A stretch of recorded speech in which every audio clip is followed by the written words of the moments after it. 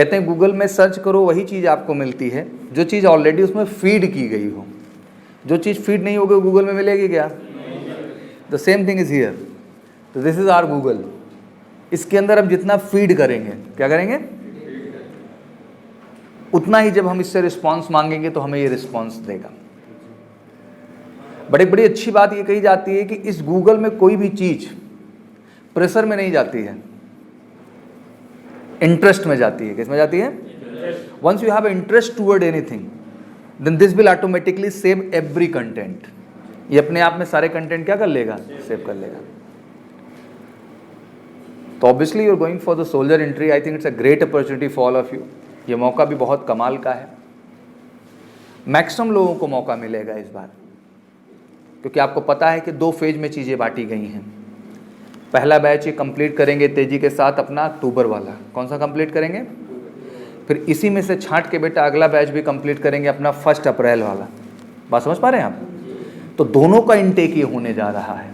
तो लाजिमी सी बात है कि जो शॉर्ट लिस्टिंग होगी वो ज़्यादा मात्रा में होगी।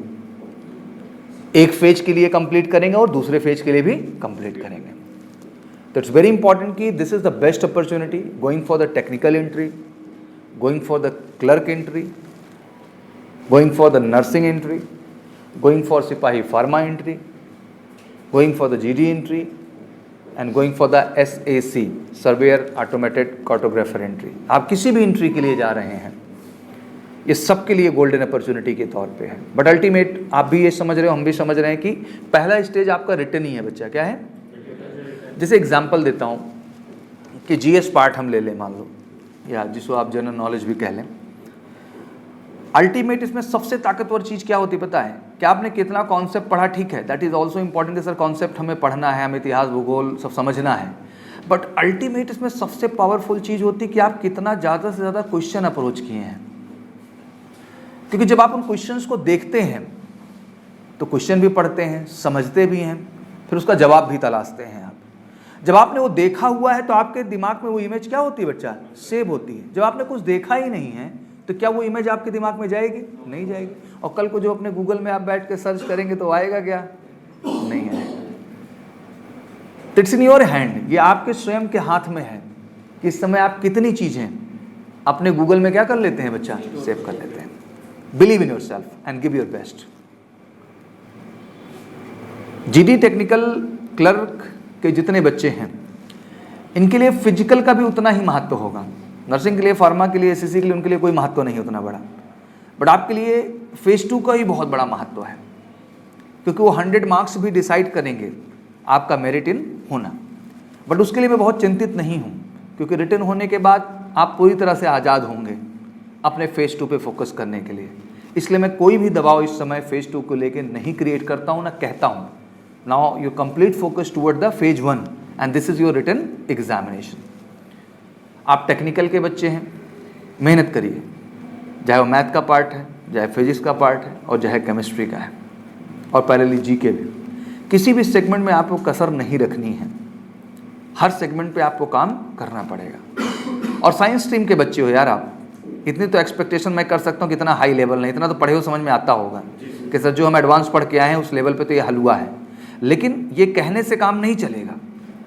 इसके लिए बेटा जब आप ये एडमिट कर रहे हो कि सर हमने जो लेवल की पढ़ाई की है, मैं टेक्निकल वालों की बात कर रहा हूँ, तो लाजमी सी बात है कि आपने उस लेवल की पढ़ाई की है तो आपके लेवल से ये चीज़ कम है। लेकिन अभी भी अगर आप डिपेंडेंसी पे केवल बैठे हुए हो कि हाँ गुरुजी सब कराएंगे तभी हम करेंगे, तो फिर यही गलत शुरू हो जाता है बच्चा होना। अभी जितना आप कर लो वो आपका है। बीइंग अ कॉम्पिटिटर, जब हम लोग भी छात्र हैं, we were participant for the UPSC examination, तो हमारा कॉन्सेप्ट, ठीक है, टीचर से हम कॉन्सेप्ट बिल्कुल पढ़ते थे, इसमें कोई दो राय नहीं है, बट कॉन्सेप्ट के बाद ज़्यादा से ज़्यादा क्वेश्चन लगाना हमारी जिम्मेदारी होती थी, क्योंकि हम जितना क्वेश्चन लगाते थे बच्चा उतना ही हमें कॉन्सेप्ट की डेप्थ पता चलती थी। भाई बहुत सारे कॉन्सेप्ट हम पढ़ने के बाद भी क्वेश्चन नहीं लगा पाते थे, मतलब उस कॉन्सेप्ट को उस हिसाब से हमने नहीं समझा जिस हिसाब से हमें समझना। इसी वर्ड को कहा गया बच्चा, practice make a man perfect. एक दिन में कोई बहादुर नहीं होता है। मैं एक सिंपल आपको शेयर करता हूँ, स्पोर्ट्स एक्टिविटी में कोई भी आप गेम खेलने जाओ, क्या आपको लगता है कि आप एक दिन में वो सुपरस्टार बन जाएंगे प्लेयर? नहीं। हाँ, डेडिकेशन भी चाहिए और कंटिन्यूअस प्रैक्टिस भी चाहिए। तब जाकर के धीरे धीरे धीरे धीरे आप पे कमांड आना क्या होता है बच्चा, और कहीं लापरवाही कर दिए इतनी सी तो आप गए काम से।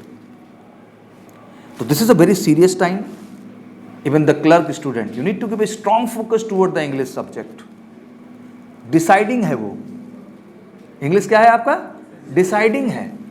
और कमाल की बात कि 25 के 25 ठोके जा सकते हैं बिना किसी हेडेक के।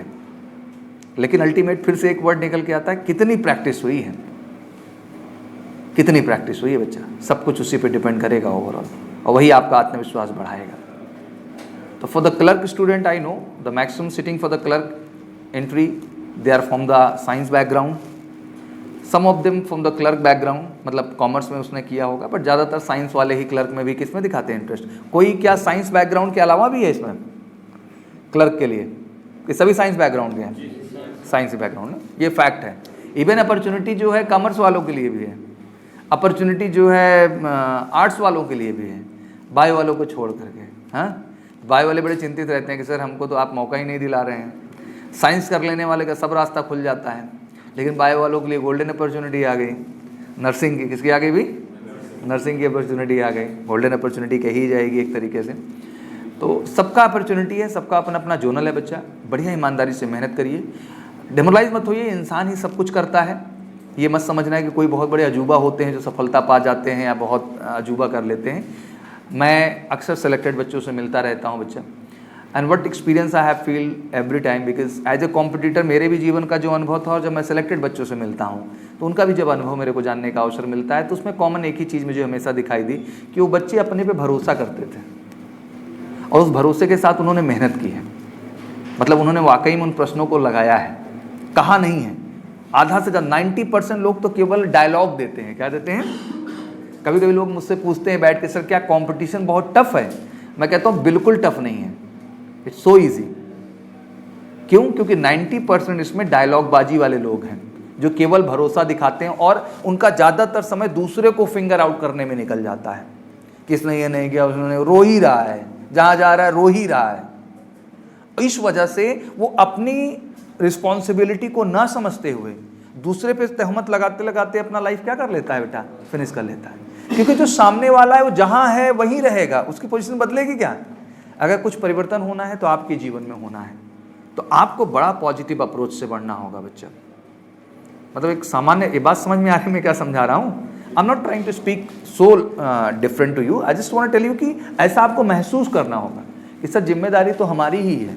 हाँ, जहाँ से जितना सपोर्ट मिले भैया ले लो, जहाँ से जितना सपोर्ट मिले ले लो बस। हमेशा जैसे आप मॉक टेस्ट में बैठ रहे हैं, किसमें बैठ रहे हैं बच्चा? तो जो स्कोर आपका आ रहा है वही सच है। फिंगर इधर घुमाना, अब रिजल्ट देखने के बाद अरे यार वो सही पढ़, फिर तो गए काम से, तुम उसी दिन चले गए। जैसे फॉर एग्जांपल मैं इंटरव्यू एसएसबी दे के आ रहा हूँ बाहर, निकलने के बाद पूछा कि व्हाट वाज द रीजन, अरे यार वो आदमी समझ ही नहीं पाया हम में क्या काबिलियत थी, कहते गए उसी दिन तुम खत्म हो गए। भाई वो आपको सेलेक्ट करने बैठे हैं, रिजेक्ट करने थोड़ी बैठे हैं। आपको ये समझना है कि हम में क्या कमी रह गई, हमको नेक्स्ट टाइम सुधार करके उस पर क्या करना है बच्चा, बेस्ट करना है। ये सोच होनी चाहिए ना, ये थोड़ी ना सोच होनी चाहिए कि जो है सारी कमी उसी के अंदर है, सेलेक्टर के अंदर ही कमी थी, हमारे अंदर थोड़ी कोई कमी थी। नहीं, कमी हमेशा अपने ऊपर पॉइंट आउट करो। और अगर आप वाकई में 40 पे अबव स्कोर कर रहे हैं मॉक में, इट्स अ गुड डायरेक्शन। 40% जी, 40% नहीं नालायक, 40 क्वेश्चन करेंगे, 40% से क्या होने वाला है? इतना आसान समझो, पूरा एयरफोर्स में बैठ गए आकर के। हाँ, एकदम धुआंधार तरीके से जितने भी एयरफोर्स ने भी आईसीजी वाले थे सब क्लियर हुए हैं, और उनको ज़्यादा इंटरेस्ट इधर दिख रहा है। किधर दिख रहा है? इधर अभी तक इसलिए नहीं आते थे क्योंकि पहले क्या था, हाँ, अब सबसे पहले दौड़ के वो आएंगे और अपने टैलेंट की काबिलियत दिखाएंगे, भले नालायक फेज 2 में ना जाए। किस में ना जाए? हाँ, ये तो हम जानते हैं ना, जब उनसे 7 मिनट में नहीं निकल रहा है। देख रहा हूँ आपकी जो फिजिकल हुआ है एयरफोर्स का, इतना ओवर टैलेंटेड क्राउड बैठ जा रहा है भैया कि 7 मिनट में भी 50% लोग बाहर हो जा रहे हैं। कितने बाहर हो जा रहे हैं? और वो लोग खींच खींच के ले जा रहे हैं, भाई कर ले। देखो तुम लोग ऐसे समझने की कोशिश करो बच्चा, इसको बहुत आसान भाषा में भैया, कि टेक्निकल और क्लर्क जो कैटेगरी है फौज में, इंडियन आर्मी के अंदर, अब उनको उसमें स्किल्ड मैन पावर चाहिए। क्या चाहिए? स्किल्ड मैन पावर कौन होगी? जो दौड़ रहा होगा सड़क पे दिन भर, जो पढ़ रहा होगा। क्या कर रहा होगा? पढ़ा। इवन लिबर्टी तो इस लेवल की देखने को मिल रही है। इस एंट्री को हो जाने दीजिए, अगली एंट्री में आपको इस समय 6 मिनट का दिखाई देगा। कितना दिखाई देगा? 6 मिनट का। कि आराम से दौड़ो, कोई दिक्कत। इस बार चीज़ें बदलेंगी। अब जाओ तो इस बार फेज 2 में फिर समझ में आएगा। अब पूरा पैरामीटर चेंज है, तब टेंशन मत लीजिए उस चीज़ को लेकर। हाँ नहीं, एयरफोर्स नेवी में तो देते ही हैं, देते नहीं, खींच के ले जाते हैं कि चल भाई तू भी कर ले, मतलब गड़बड़ नहीं होना चाहिए तुम्हारा। हाँ जो दिए होंगे, कहा दिए होंगे इसमें कोई एयरफोर्स नेवी फेज 2 जी, पकड़ ले जाते हैं, नहीं ले जाते हैं? नहीं, अरे आप तो 5.5 मिनट मार दिए होगे। हाँ अंडर 10 रहे होगे तुम? क्या पोजीशन थी? हाँ हाँ मतलब अंडर 10 ही रहे होगे, मतलब 2-4 लोग ही तुमसे आगे पीछे रहे होंगे। हाँ अच्छा CISF को दिया था, ठीक है। तो पैरामिलिट्री भी ऐसा सच कोई बुरा नहीं है। अब धीरे धीरे उसको भी लेके बहुत लिबरल होने जा रही चीज़ें। तो अगर मौका मिल रहा है फॉर्म भर देने में, एग्जाम दे देने में, जा क्या रहा है? घूम फिर के वही अर्थमेटिक, वही रीजनिंग, वही जीके, वही हिंदी इंग्लिश, जो चॉइस लेना चाहो आपका है ओवरऑल। तो मुझे लगता है कि ऑप्शन सब लेके चलो, कोई चीज़ रोकना नहीं चाहिए। कहीं सेटलमेंट हो फिर तो उसके बाद करियर आपका चल ही पड़ेगा। एक बार जब कोई कंपटीशन क्वालिफाई करके आप जुड़ जाते हैं तो आपका आत्मविश्वास रुकता नहीं है, बढ़ता चला जाता है। तो वो आप चिंता मत करिए, कोई ना कोई एग्ज़ाम निकालिए, बस ये दिमाग में रखिए। और सब में पहला स्टेप क्या है? ये बढ़िया तो सब बढ़िया, सब बढ़िया, ये प्लस पॉइंट है ओवरऑल। और ये पढ़ के ही होगा। बहुत लोग को मैं आपको बताता हूँ बेटा, सच्चाई ऐसी है देश की, मैं तो देखता हूँ डेली बैठ के, कि कुछ लोग इमेजिनेशन में रहते हैं। इमेजिनेशन का मतलब ये है कि प्रिडिक्ट करते हैं कि हो जाएगा, देख लेंगे। सच देखना नहीं चाहते, सच कबूलना नहीं चाहते, मॉक टेस्ट में बैठना नहीं चाहते हैं। क्यों नहीं बैठते हैं पता है आपको? इसलिए नहीं कि काबिल हैं, इसलिए कि ना काबिल हैं। काबिल तो केवल मुंह से बने हैं। किससे बने हैं?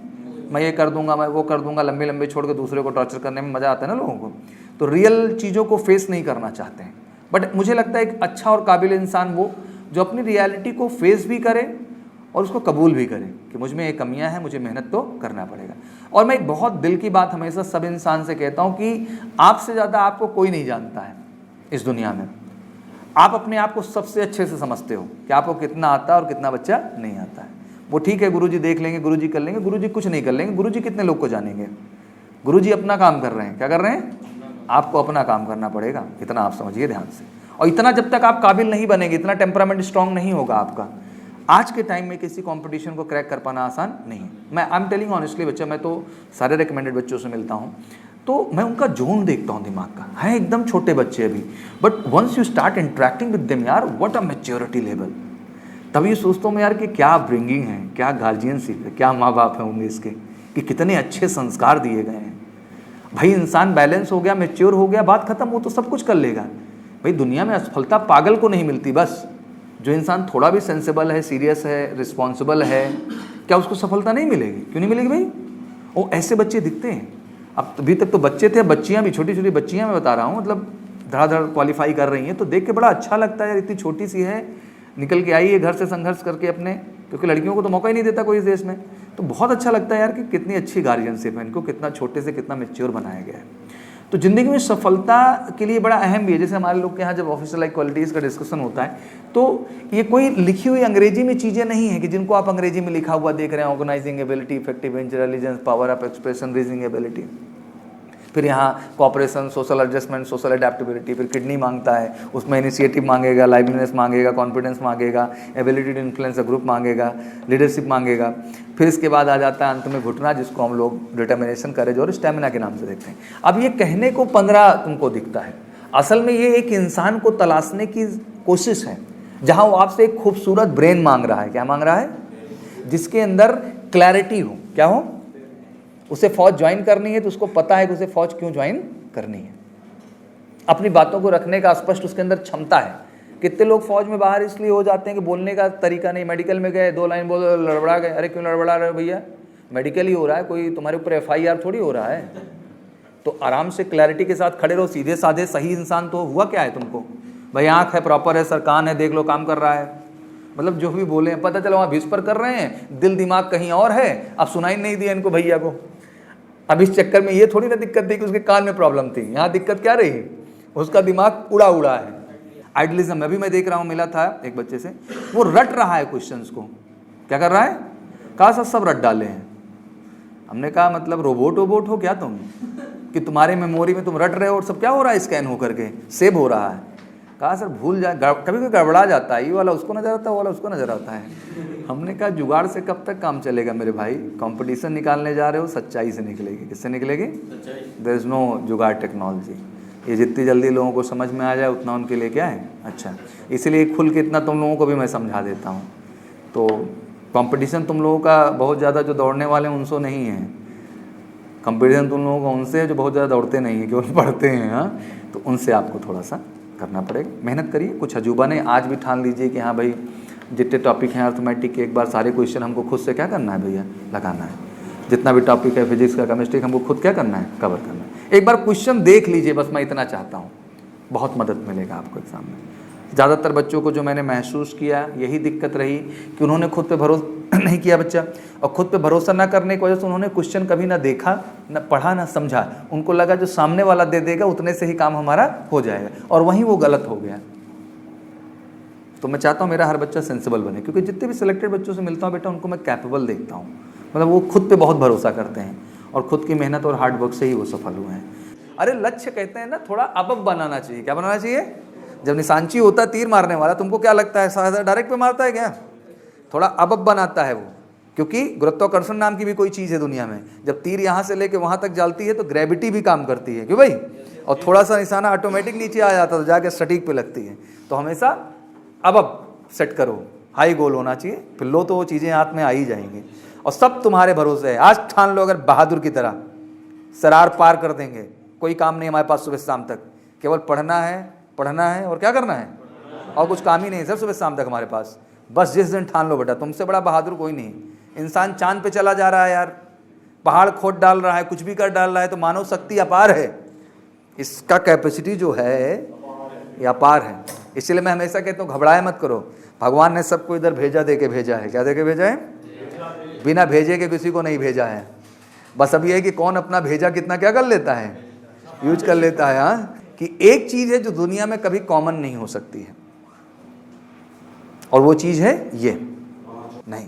भगवान ने स्ट्रेट अवे समझाया मेरे बच्चा कि आपका भविष्य कहाँ है, आपके हाथ में है, किसी और के हाथ में है क्या? तो इस भ्रम से आज से निकल जाना, आपका भविष्य वाकई में आपके हाथ में है। तो जैसा चाहो ऐसा कर लो भाई, यही मौका है।